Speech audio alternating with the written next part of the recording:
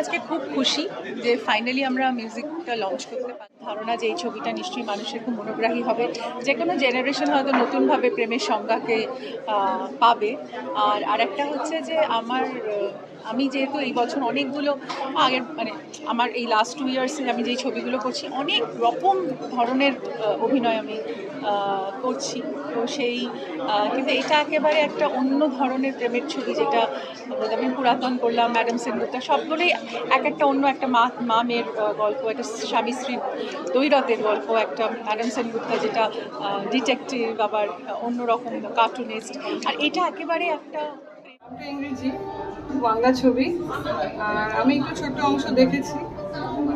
ইন্দ্রাশিসকে অনেক বছর ধরে চিনি। ইন্দ্রাশিস ডিরেক্ট করছেন। আমাকে প্রথম ফোন করেছিলেন ঋতুপর্ণা সেনগুপ্ত, যার ফ্যান কে নয়। তো আজকে মিউজিক লঞ্চে ঋতুপর্ণা নেমন্তন্ন করেছে আমাকে, মিউজিক লঞ্চ এসে করো লঞ্চ।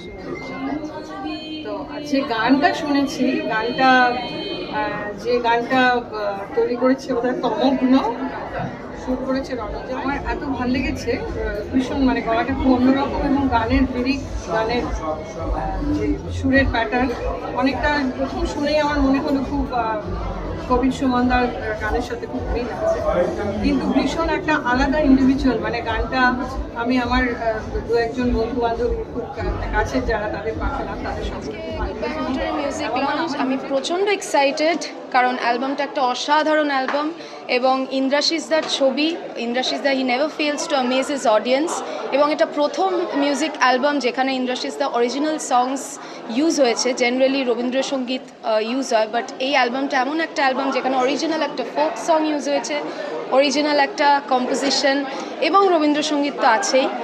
অসাধারণ মিউজিক করেছে রণজয় ভট্টাচার্য, আমার প্রচণ্ড পছন্দের একজন কম্পোজার, এবং আমার সাথে গেয়েছে পৃথা। রণজয় নিজে একটা গান গেয়েছে, এবং ইন্দ্রাশিসদা লিখেছেন গান, একটা ওয়ান অফ দ্য সংস লিখেছেন, এবং তমগ্ন একটা গান লিখেছে। তো আমি খুব এক্সাইটেড। আমি ফোক গানটা গেয়েছি, ফোক গানটার নাম কালা মধু, এবং গানটা কোনো রিক্রিয়েশনাল ফোক না, এটা একটা অরিজিনাল ফোক।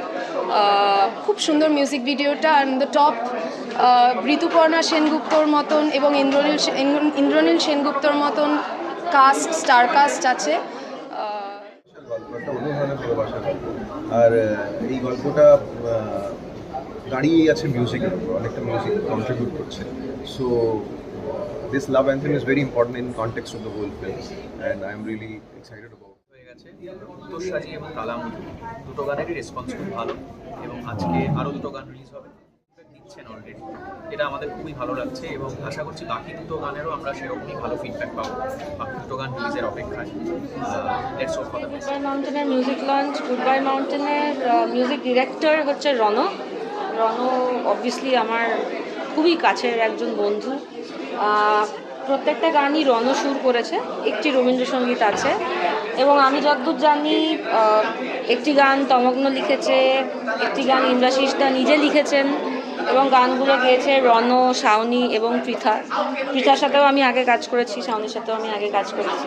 কাজে I wish them all the best. আর রণ আমার এতটাই ভালো বন্ধু যে আমি চাই রণ যে কোনো প্রজেক্ট সাকসেসফুল হোক, এবং আই এম শিওর এই প্রজেক্টও সাকসেসফুল হবে।